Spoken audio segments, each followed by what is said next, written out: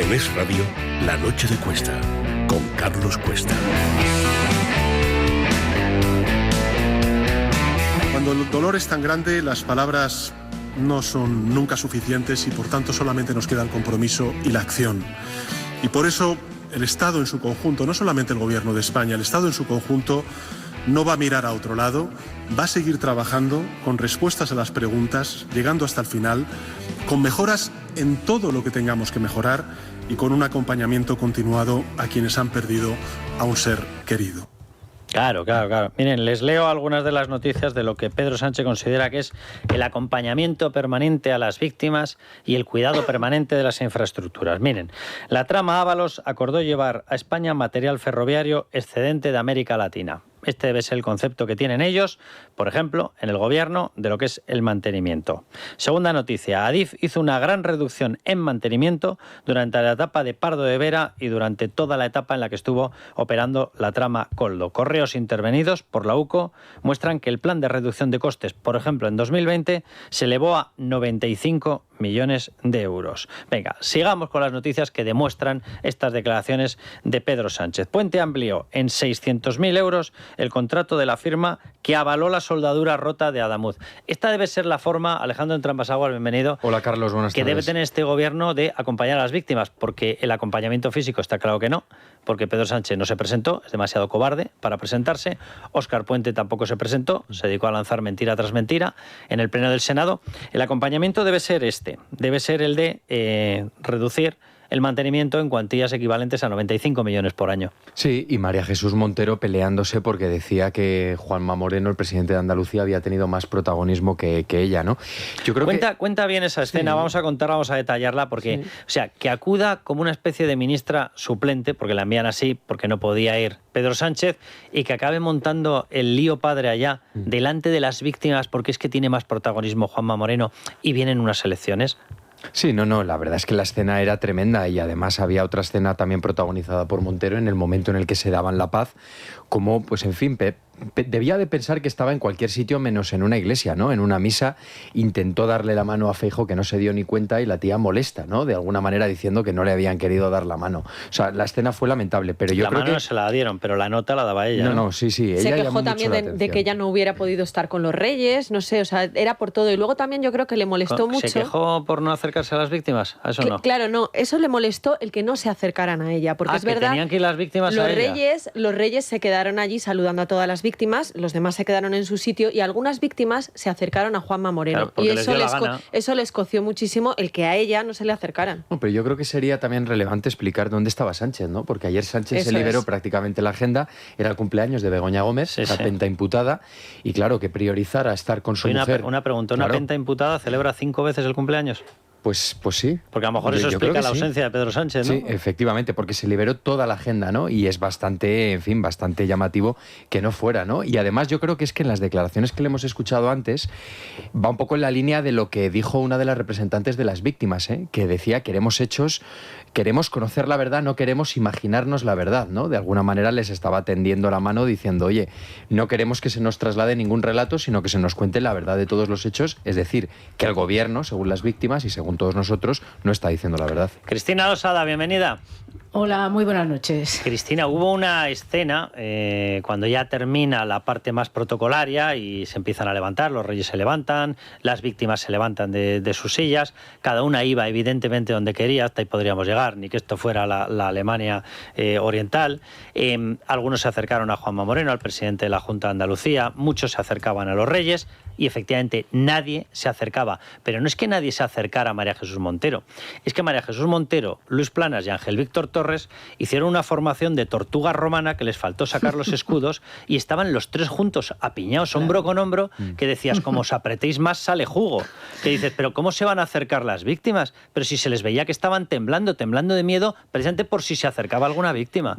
Claro, porque además ellos han organizado encerronas, me estaba acordando de la que le organizaron a Mazón, porque Mazón sí fue a lo que no podemos llamar un funeral, porque aquello fue un acto gélido, horroroso, eso que llaman funeral de Estado, que ni es funeral ni es de Estado, y Mazón fue sabiendo además que allí había una parte de las víctimas que le iban a montar un pollo. Y efectivamente le hicieron de todo, lo insultaron, algo que en un funeral pues sencillamente no se debe hacer, ¿no? Pero eso está claro que se había preparado y que entonces Montero y otros ministros del PSOE son conscientes de que a lo mejor les podía pasar algo así, a pesar de que hemos visto cómo se han portado todos los asistentes al funeral, una cosa, vamos, maravillosa y emocionante, y que no iba a ocurrir, pero ellos por si acaso, además, claro, si nadie se acerca a ellos, montan esa especie de círculo cerrado entre ellos y ya está, ¿no? Y yo quiero decir algo sobre lo de Sánchez, porque por un lado, mirad, por un lado casi se agradeció que no estuviera, porque su presencia genera como una tensión, o algunos nos la genera, y posiblemente algunos de los asistentes allí también. Pero por otro lado, como presidente del Gobierno de España, tú tienes que estar allí. Tú tienes que estar allí y aguantar lo que tengas que aguantar, que no ibas a aguantar nada porque esa gente no te iba a hacer nada, no te iba a hacer lo que le hicieron a Amazon, no te iba a hacer eso, está claro que no lo iban a hacer, pero a lo mejor alguien se le acercaba y le decía alguna cosa que no le quería oír, pero es realmente lamentable que no asistiera y que además, bueno, pues se dice que es que desde las víctimas se le hizo llegar que no querían que estuviera. Da igual, yo no me lo acabo de creer. Yo creo que eso, además, es que tú como representante, nos guste o no a todos los españoles, es el presidente del Gobierno de España y tienes que estar allí. Y tienes que hacer acto de presencia como representante del Gobierno de España y no enviar a una candidata a Andalucía que la estuvieron incrustando donde pudieron que estuvieron, si la mandaron allí con puente, con el chaleco reflectante. Sí, sí. Que era tremendo, que veías que estaban tratando de incrustarla en todas partes, en todas las fotos. Bueno, en todas que hizo un ejercicio de lucha libre, avanzando, que parecía aquello, no sé, las peleas estas que tienen. Limpio. Sí, el wrestling que se tiran uno, coge uno desde el cuadrilátero en Estados Unidos y lanza al otro y salta por encima unas sillas, y salía ella pegando codazos para llegar a la línea de fotografía, al tiro de cámara, porque es que les estaban sacando fotografías a los reyes, y se coló en medio, pero vamos, lanzándole unas miradas a la gente de seguridad de la Casa Real, que dices, por amor de Dios, María Jesús Montero, vaya codos, no lo sabíamos. Sí, no, y además es que vimos cómo hicieron exactamente lo mismo que ocurrió en la Dana, ¿no? Que usaron a los reyes como parapeto, pues de alguna manera para poder diluir responsabilidades, ¿no?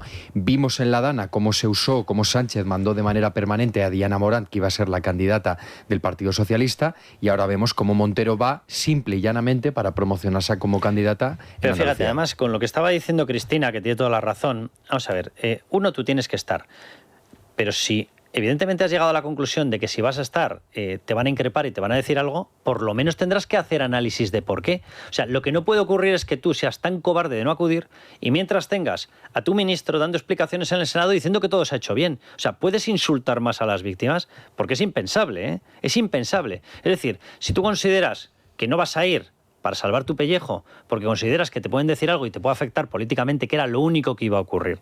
Las víctimas no iban a hacer nada más. Claro que por supuesto que alguna a lo mejor se acercaba y le decía es impresentable lo que habéis hecho, pero si una víctima te dice es impresentable lo que habéis hecho, a lo mejor lo tienes que evaluar, digo yo, en un ejercicio de humildad y de normalidad. A lo mejor tienes que evaluarlo y por tanto no puedes tener a tu ministro diciendo que lo ha hecho todo de maravilla y que si la gente le critica es por lo buenísimo que es y por lo maravillosas que tenemos las vías, con 46 muertos ya, por un lado en Adamuz y otro más en cercanías de Cataluña. Pero bueno, dejadme que le dé paso a Joan Guirado. Simplemente voy a mencionar dos noticias más de la situación actual y de lo que ha ocurrido, que explica efectivamente ese miedo de Pedro Sánchez y Óscar Puente, que son un par de cobardes, a presentarse delante de las víctimas. Miren, el Gobierno ha anulado hasta 15 exigencias desde el año 2023, 15 exigencias de explicaciones trasladadas a sede parlamentaria.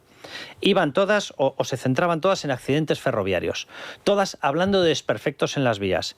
15 exigencias de explicaciones. ¿Qué hizo con ellas? Desoírlas todas. Bien, otra noticia. La empresa del balasto de Adamuz, Árido Sanfersa, fichó a la mujer de Koldo. ¿Y cuándo lo hizo? 4 días después de hacerse con la adjudicación. Y nunca lo ejecutó. O sea, con noticias como estas, evidentemente hay alguien que sale corriendo. Pero el galgo de Paiporta debería evaluar que quien tiene razón, obviamente, son las víctimas. Y quien ha cometido un acto de negligencia gravísima en el mantenimiento de las vías ha sido su gobierno. Joan Guirado, ¿cómo estás? ¿Qué tal? Buenas noches, Carlos. Joan, vamos a hablar de una noticia que publicabais en ABC que me parece también importantísima. Adif sí hizo reducciones del gasto en mantenimiento durante la etapa de Pardo de Vera y, oh, qué casualidad, la misma etapa que coincide con el desarrollo de la trama Koldo. Bueno, correos intervenidos por la UCO prueban que el plan de reducción de costes, por ejemplo, para 2020 se elevaba a 95 millones de euros y además en las áreas más sensibles. Cuéntanos esta historia, Joan. Sí, y dices el año que es importante, y ahora os desarrollaré por qué, y el por qué es importante con esa reducción de costes. 41 de estos millones, prácticamente el 50% de la reducción de costes que se impuso durante ese año en Adif, recordemos que era año de pandemia, tuvo que ver con el mantenimiento de la infraestructura ferroviaria que es titularidad de Adif. Para que os hagáis una idea, 41 millones se reducen de ahí. De gastos de protocolo de presidencia, es decir, del gabinete de la propia Isabel Pardo de Vera, solo se deducen 670 millones. Entonces, para que ustedes hagan una comparativa teniendo en cuenta que era año de pandemia. ¿Y por qué digo lo de año de pandemia y hago mucho énfasis en eso? Porque estuvimos todos encerrados en casa muchísimas semanas, muchísimos meses. La circulación de trenes disminuyó a la mínima expresión, por tanto, uno puede tender a pensar que por lógica hubiese sido un buen momento para ejecutar ese tipo de mantenimiento, ese tipo de reformas, ese tipo de obras, pues porque hay menos circulación de trenes y por tanto puede hacerlo en más rápido. Pues vemos ahora con esos correos que la UCO ha incultado, recordemos que Isabel Pardo de Vera está imputada, que no, que la orden fue vamos a reducir a la máxima expresión el gasto en mantenimiento. ¿Os ha contestado el Ministerio, os ha contestado Óscar Puente, Joan? No, y a diferencia de estos días, no sé si alguno de vosotros que estáis ahí estáis en un grupo que se llama Transportes, un grupo que han creado desde el Ministerio, que debemos ser unos 30 o 40 periodistas. No tengo el disgusto. No. Pues bueno, mira, ya os lo cuento. Ahí a diario nos desmienten todo tipo de informaciones de varios medios, y hoy no han desmentido esta. Por tanto, entiendo que con la documentación que hemos dado no les ha quedado otra que asumirlo. Ese grupo, Joan, cuando se ha creado es nuevo. Es de ahora, después del accidente. Se creó un par o 3 días después del accidente para canalizar información. En principio, pues desde ahí nos mandaban información relativa a lo que ocurría esas primeras horas, información relativa, por ejemplo, con fotografías hoy del inicio de las obras de reconstrucción. Pero es cierto que desde hace 4 o 5 días ese grupo, la persona que lo gestiona, que es el gabinete del ministro, pues se dedica básicamente a desmentir informaciones con el nombre de bulo y la argumentación de por qué según ellos no es un bulo. Luego O sea, que han creado un canal que se llama Transportes en vez de para dar información, para negar información. Exacto. Bueno, es decir, dan información, pero están negando más de la que dan ahora mismo. Dios bendito. Ese es el gran esfuerzo, ¿no?, de Óscar Puente. A lo mejor es por eso, por lo que no pudo acudir, ¿verdad?, al funeral. Estaba tan ocupado con desmentir noticias que, claro, como para ir a rendir un homenaje o a mostrar respeto a las víctimas. Dios bendito. Joan, muchísimas gracias. Gracias, Cuesta. Buenas noches. Pues nada, reducciones certificadas de gasto y ya está. Pero luego es todo mentira. Todo lo que se cuenta es todo mentira. La verdad es que es tremendo. Esta misma tarde sí que ha reaccionado Isabel Pardo de Vera diciendo que efectivamente, que todo era absolutamente falso y que era justo lo contrario, que ella había aportado muchísima... O sea, que gracias a ella, gracias a la gestión que ella hizo, hubo muchísima más inversión y fíjate qué sorpresa, Carlos, ha salido a dar la cara también por Óscar Puente diciendo que ha sido el mejor ministro de Transportes desde que Sánchez es presidente, ¿no? Lo cual ya dice bastante de esta señora, que ya bastante tiene, porque efectivamente está imputada y todavía va a tener su futuro ligado o qué? Pues yo quiero entender que sí. Y que si al final Óscar Puente tiene que acabar sentado delante de un juez en un banquillo, ella previsiblemente también le tocará. A ver, aquí hay una historia, Cristina, que además a mí me gusta recordarla, porque, vamos a ver, las tramas funcionan cuando tienen continuidad. Y esta historia de, no, se ha quitado Ábalos, se acabó la trama, eso no hay quien se lo crea. Vamos a ver, hay un momento, en el año 23, las elecciones, cambio de gobierno, Ábalos evidentemente ya no estaba, Ábalos se le quita de la cartera de Transportes en julio del 21, pero la trama seguía operando. Esto lo tiene totalmente certificado la UCO.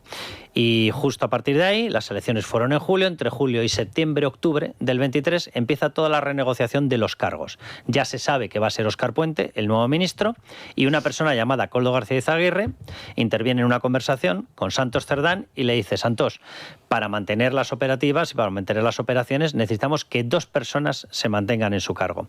Las 2 personas fueron mantenidas, de hecho una fue ascendida, otra fue cambiada, pero dentro de la administración y con cargo. Es decir, las 2 personas que pidió Koldo García Izaguirre a Santos Cerdán que se mantuvieran porque lo necesitaban, y dice además, porque me tienen que ayudar, frase literal de Koldo García Izaguirre, las 2 personas se mantuvieron en cargo público. Pero una de ellas era Ángel Contreras. Ángel Contreras en los años 22 y 23 era el responsable de mantenimiento de Adif. Toma ya. ¿Qué se decidió hacer con él? Ahora que tenemos conocimiento de cómo está el mantenimiento de las vías, se le ascendió a presidente de Adif. En menos de un año tuvieron que quitarlo de en medio porque apareció implicado por todas partes, tal, y hubo que sacarlo de ahí, hubo que destituirlo porque se llevaba por delante a Óscar Puente.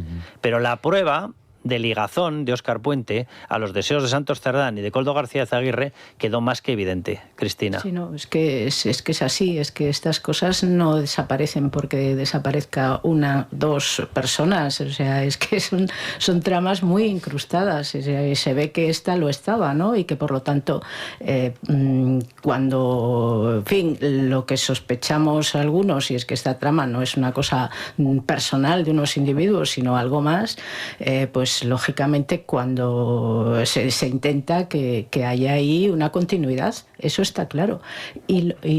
Pero lo más impresionante también de esta dejadez en el mantenimiento, de esta reducción de costes que están negando, pero que parece que era evidente que había problemas de mantenimiento porque nunca ha habido tantas incidencias, es que en el año 2021 empiezan a operar nuevas compañías, es decir, Wigo e Irio, y luego Hablo, la línea de bajo coste de Renfe, se incorporan a partir de, o sea, después de la pandemia, porque en principio iban a entrar en 2020, pero con lo de la pandemia se retrasa y entran en 2021. Es justo cuando necesitas más mantenimiento, porque eso, yo lo he dicho siempre, o sea, no es posible que estemos con unas infraestructuras sin mantenimiento o anticuadas o lo que sea, cuando resulta que tenemos muchos más servicios de trenes, es decir, cuando hay muchos más trenes circulando.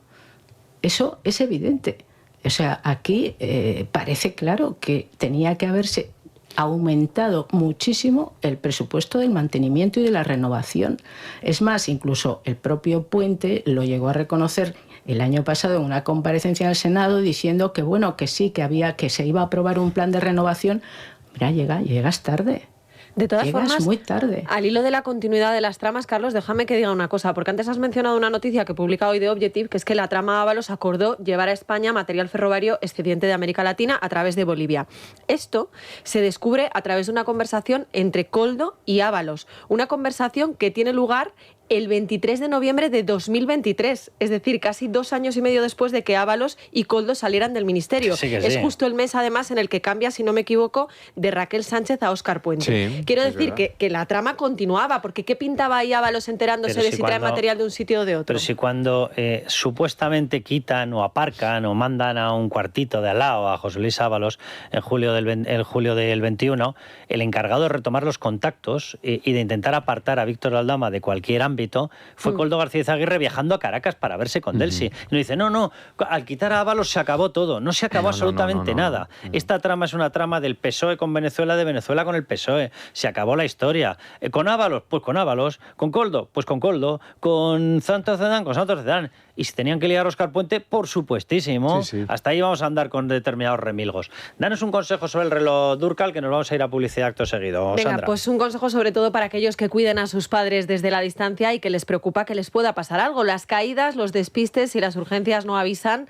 Cada minuto cuenta cuando hay una emergencia, y con la teleasistencia Durcal podrás proteger a tus mayores las 24 horas del día, dentro y fuera de casa. Si tienes personas mayores a tu cargo y quieres protegerles, infórmate llamando al 910-888-852 y consigue con Libertad Digital la teleasistencia Durcal, el reloj que salva vidas. Repetimos, 910-888-852.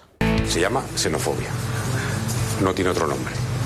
Es más, podría dar un paso más, porque cuando ha sido para acoger, por ejemplo, a refugiados ucranianos, no ha habido ningún problema. Quizás porque eran rubios. Pero cuando se trata de regularizar a otro tipo de trabajadores, entonces es otra cosa. Por lo tanto, ya no sé, la diferencia entre la xenofobia y el racismo ya es preocupante. Habla de la regularización sin control de inmigrantes, que según él, si pides control para que entren los inmigrantes, si pides que se haga en base a la ley, eres racista. Es decir, que según él lo que es racista es el Estado de Derecho, pero no le pidan más. Es que es Óscar López. ¿Se acuerdan de Óscar López? Aquel famoso mitin en el que dijo: y hay que votar al Partido Socialista por 3 motivos. El primero, la sanidad. El segundo, las pensiones. El tercero, no me ayudéis, le gritaba, no me ayudéis, que yo lo sé. Bueno, pues de ahí a ministro, Dios bendito. O sea, que según este señor, si resulta que lo que pides es que una entrada de inmigrantes sea con contrato de trabajo, garantizándose la posibilidad de integración en España, con conocimiento de nuestra lengua, para que vengan a trabajar, la pides incluso con condiciones totalmente humanas para ellos, de forma que no tengan que estar dando vueltas con las mafias por el mar, que mueren de mil en mil, algunos de los años que hemos confirmado, más de 2.000 personas muertas intentando cruzar el estrecho. Si pides que todo esto sea en base a la ley, por el bien de España, por el control, por la ley, para que no pueda haber delincuencia y garantizando las cuestiones más humanitarias para los propios inmigrantes, es que eres racista. Este es el nivel que tenemos en estos momentos en España. Dios bendito. Bueno, vamos con el Cal Plus. Venga, Cal Plus de Por Mundo cierto, Natural. que luego, para los del Cal Plus, voy a leer algunos de los desmentidos de ese canal maravilloso. El que nos ha descubierto Joan Guirado. Canal Transportes, que básicamente es transpórtate a una pararrealidad. Simplemente les leo uno porque esto es maravilloso. Dice, otro bulo, se vienen arriba. Dice, claro que estamos haciendo limitaciones de velocidad. Dice, por ejemplo, hay una limitación temporal de velocidad a 80 por una rotura de la vía. Y añade aquí el amigo, dice que en ningún caso pone en peligro la circulación. Toma ya. O sea, que si se rompe la vía, no se pone en peligro la circulación, ¿eh? Y si dices que sí, bulo, facha, fachosfera, pseudomedio. Es más, dice, claro, estamos haciendo una limitación temporal de velocidad a 80 por hora. Dice que pasa lo normal. Este es el nivel del canal Transportes. Es tremendo. Transpórtate a una pararrealidad. Estaría bien poder tener acceso al chat completo, sobre todo por lo que ha dicho antes Joan, ¿no? Porque señalan unas informaciones que dicen que son falsas, que son bulos, que son completamente reales, pero hay otras que no señalan. Es decir, por ejemplo, cuando nosotros publicamos el otro día en el debate que Transportes había pactado una indemnización mínima con la empresa adjudicataria de las obras y que va a tener que ser Adif quien se haga cargo del pago de las indemnizaciones a las víctimas, al no aparecer ahí, están dando a entender que eso sí que es cierto y que todo el resto de lo que estamos publicando es cierto. Es tremendo. Pero bueno, os voy a recetar. Si hay limitaciones de velocidad es porque las vías están mal. Obvio. O sea, que es evidente que hay un problema de mantenimiento de las vías o de las catenarias o de lo que sea. Por lo tanto, las limitaciones de velocidad están reconociendo que hay o puede haber problemas de mantenimiento. Es que, y al mismo tiempo te están diciendo que no los hay. Pues es que además reconoce, en el propio desmontido, reconoce la rotura. Dice, pero es que sois infinitos, de verdad, ¿eh? Bueno, os voy a recetar eso, el Cal Plus de Mundo Natural, un complemento rico en aminoácidos y con vitaminas B3 y B6 que contribuyen al buen funcionamiento del sistema nervioso.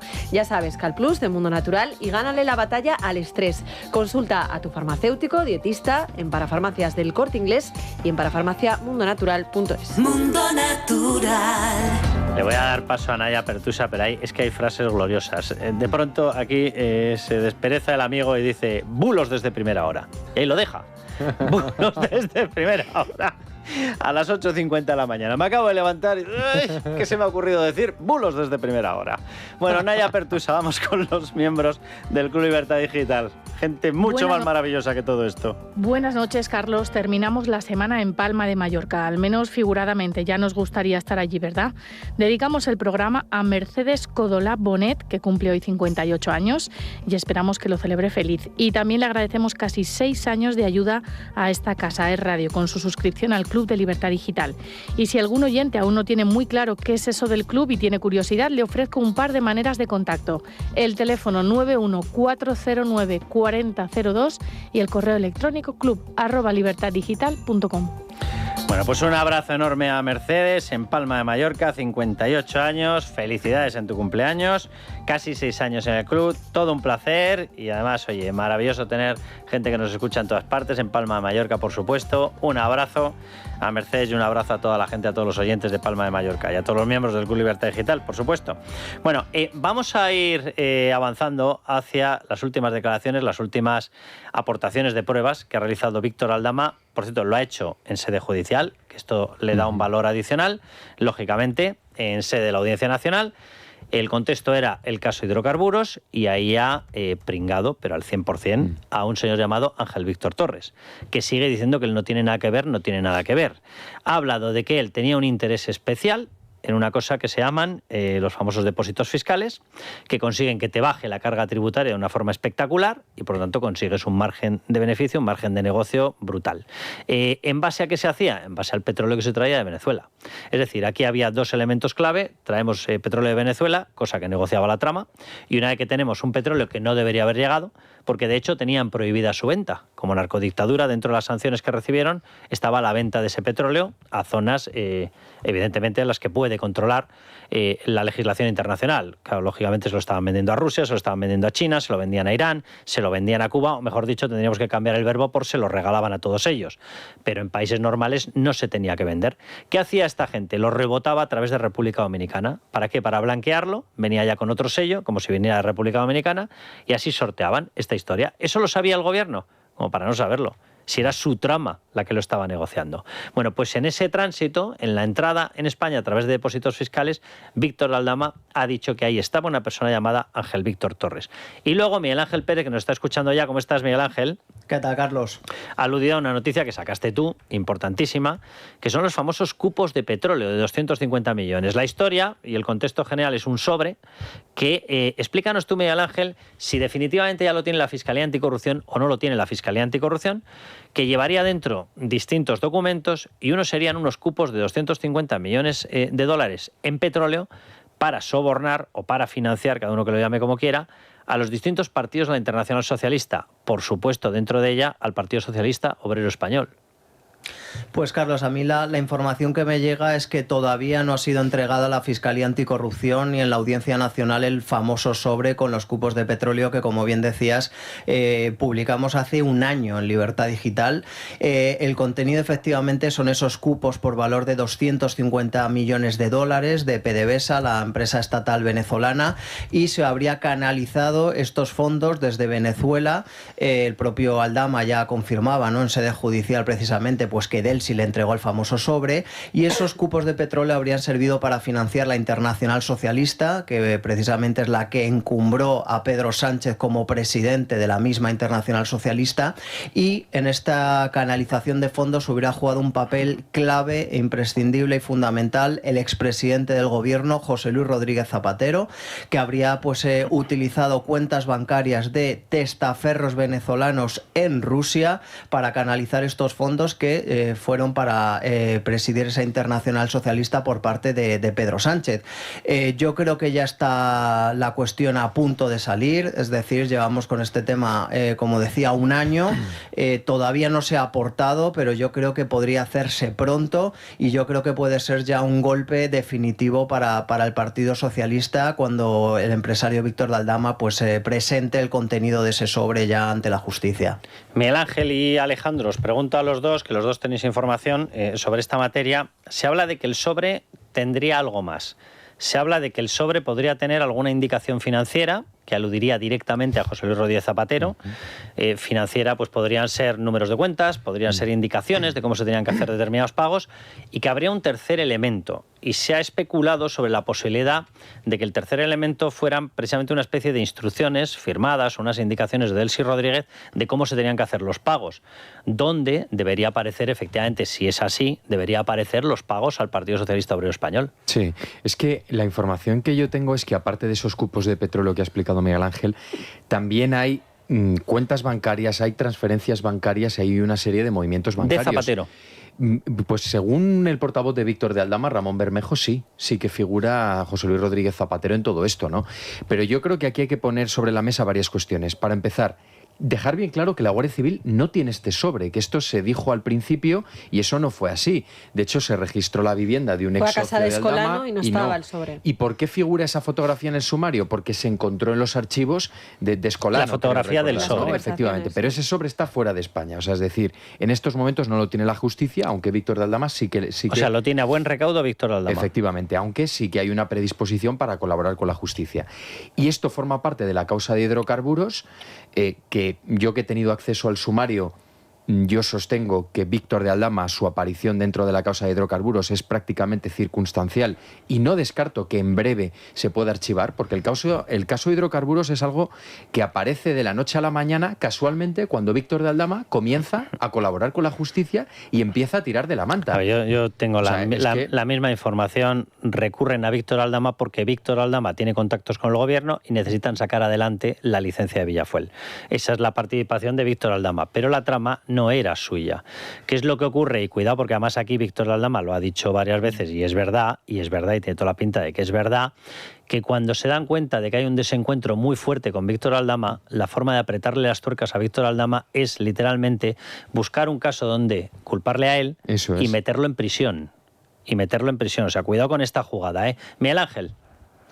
A mí la información que me llega, que además es la que publicamos hace un año, es que inicialmente, al menos en ese sobre, solamente figuraban los cupos de petróleo de Venezuela. Es verdad que en las últimas fechas me ha llegado la misma información que acaba de contar Alejandro, pero a mí inicialmente me aseguraron que en ese sobre solamente estaban los cupos de petróleo. Eso no significa tampoco, no contradice, ¿no?, que pueda haber otra información relacionada con el mismo sobre y con estos cupos de petróleo y que también estén en poder de Víctor de Aldama. Pero a mí sí es verdad que desde el primer momento me aseguraron que solamente eran los cupos de petróleo. Se ha hablado, Miguel Ángel, de un sobre lacrado. El sobre en cuestión, porque la fotografía la hemos visto, pero yo ahora no la recuerdo. Tú que la tienes en mente, Miguel Ángel, ¿este sobre era lacrado? Porque si no, efectivamente, podríamos estar hablando de dos sobres. Yo creo que este está sellado. Lacrado ya no te podría decir porque solamente tenemos la parte de delante, ¿no? La parte frontal del mismo sobre. Me está enseñando Alejandro las fotografías. Tiene arriba un sellito, pero es un sellito de confidencial, que es verdad que si lo abres lo rompes, pero eso no es lo que se conoce como lacrado. Eso es. Con lo cual, efectivamente, Miguel Ángel, podría tratarse de dos sobres, sí. Yo creo que puede haber más documentación que a priori desconocemos, ¿no? Y desde luego lo que decía Alejandro, ¿no?, relacionados con cuentas bancarias. Yo creo que el propio Aldama ya ha dejado caer en algunos programas de televisión que tenía más información, más documentación, y yo creo que esto puede ser el golpe definitivo, esto puede ser el principio del final, porque desde luego ya ponerlo ya en sede judicial, presentar en sede judicial pues esos cupos de petróleo y sobre todo nosotros hemos contado una parte, pero a mí me da la sensación que todavía hay más información relacionada con este recorrido del sobre de los cupos de petróleo que desconocemos. Sí, y yo totalmente. creo que cuando se sepa todo el círculo, puede ser un bombazo definitivo para acabar con el Partido Socialista de Pedro Sánchez, en el sentido de que puede ser un golpe definitivo, por supuesto, para su imputación ya sin ningún tipo de rodeo, ¿no?, por financiación ilegal, y sobre todo las derivadas que pueden traer consigo una investigación en la Audiencia Nacional, teniendo en cuenta, Carlos, que uno de los personajes clave en esta historia de los sobres, vuelvo a repetir, es el expresidente del gobierno, José Luis Rodríguez Zapatero. Totalmente de acuerdo. Miguel Ángel, un abrazo muy fuerte y muchísimas gracias. Un abrazo, Carlos. Buenas noches. Bueno, de momento, Cristina, lo que sí que sabemos es que Víctor Aldama ha prometido que sí, que lo va a aportar, y de hecho que está negociando con la Fiscalía Anticorrupción la aportación de este material, y además que aportará a la famosa sala donde está de Ismael Moreno, donde está la pieza separada por la financiación del Partido Socialista, que va a aportar material vinculado con Delcy Rodríguez y que desemboca en la financiación ilegal del Partido Socialista. Eso lo ha prometido. Cristina, esto empieza a pintar muy mal para el PSOE. Yo lo que sé por el entorno más directo de Víctor Aldama es que ellos aseguran que las pruebas son definitivas. Es el calificativo que utilizan. En el momento, claro, el tema es en qué momento van a poder o van a considerar adecuado presentarlas, ¿no? Porque Supongo que el Partido Socialista también son conscientes de que eso existe y que, no sé si intentarán algo para evitar que esa información se publique o se llegue a la justicia, ¿no? De forma, claro, porque estamos suponiendo además que ese sobre a lo mejor no está en España. No, tiene toda la pinta de que no está aquí. Claro, es decir, y yo no sé si Aldama posiblemente no puede viajar al fuera en este momento, ¿no? Estará con restricciones judiciales, o sea, tendrá pasaporte, por lo menos no podrá viajar fuera de la Unión Europea. Es decir, que hay toda una serie de complicaciones que seguramente se podrán resolver, pero claro, este elemento es clave. Porque aquí recordemos que todos los socios del gobierno, todo el tema es que no sea que no haya financiación ilegal del PSOE. A mí me parece que lo que hay ya es suficientemente grave, ¿no? O sea, la trama de corrupción al Ministerio de Transportes ha sido brutal, pero esta gente se agarran ahí a ese clavo ardiendo, ¿no? Que no toque al tema de la financiación ilegal. En el momento en que aparezca, por lo tanto, una prueba de ese tipo, los socios del gobierno tienen que retratarse. Sí. Tendrán que tomar una decisión, ¿no? Decir, hemos dicho que en ese momento dejábamos de apoyar a Sánchez, y ahora si aparece esto, tendrán que decir, ¿no? Definitivamente que sí o que no. Claro, son capaces de cualquier cosa, ya lo sabemos, pero en principio se han comprometido a eso. Por lo tanto, este es un elemento clave. Y yo creo que supongo que se estará meditando el momento en el cual va a salir a luz.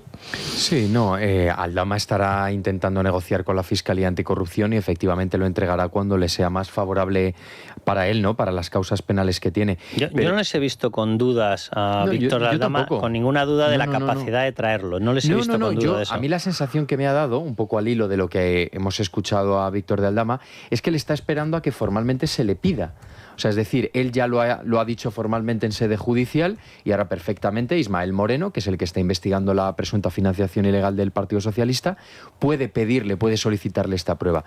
Pero aquí hay un paralelismo con lo que vimos en su día con Podemos, ¿no? Estaba lo que se denominaba la Fundación CEPS, que era una entidad donde se canalizaban pagos que salían mayoritariamente de Venezuela, pero también de otros países de Hispanoamérica, que sirvieron para financiar formaciones políticas como la de Pablo Iglesias, y aquí es exactamente lo mismo. De hecho, en el sobre de Aldama, el remitente es Manuel Quevedo, que es el ministro del Poder Popular del Petróleo, y el destinatario es Delcy.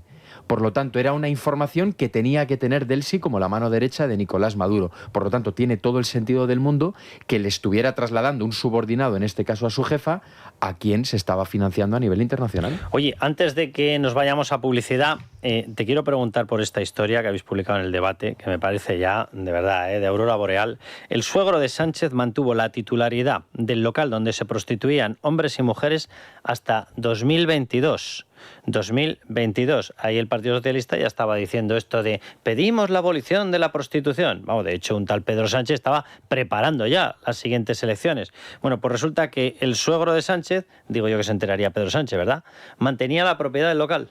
Sí, no. Y es que en su gran mayoría hay algunos de esos locales que él sigue siendo el titular. Lo que pasa es que ya no se... Se refiere a la Sauna Adán, pero es verdad que hay otros tantos que ha mantenido más tiempo. Efectivamente. Claro, él ya ha fallecido, pero evidentemente tiene que haber un heredero o una heredera. O una heredera, efectivamente. Ahí hay varios hermanos, está también Begoña Gómez, pero ese local al que has hecho referencia es el de la calle San Bernardo, que es el que era propiedad de Muface, y que el suegro de Sánchez, a través de una sociedad, estaba pagando, creo que era una cantidad ridícula de 189 euros al mes o una cosa así, cuando estamos hablando de un local de casi 400 metros cuadrados, ¿no? Pues efectivamente, estando ya Sánchez en la Moncloa, se mantuvo el alquiler y luego, por otro lado, se permitió que él se estuviera beneficiando directamente de esos negocios. Bueno, nos vamos a publicidad, vamos con la sección de historia.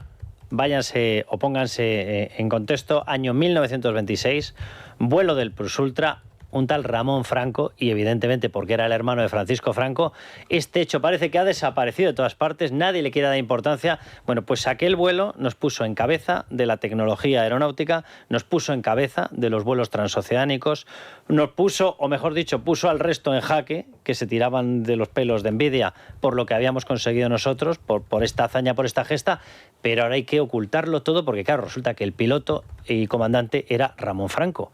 Y claro, resulta que es que era el hermano. Por cierto, unos cuantos socialistas han pedido que se le retiren por franquista, que se le retiren las calles, tal, que son por la gesta aeronáutica. Bien, solo un pequeño detalle. Fue diputado de Esquerra. Se les ha debido olvidar a los socialistas. La noche de Cuesta, con Carlos Cuesta.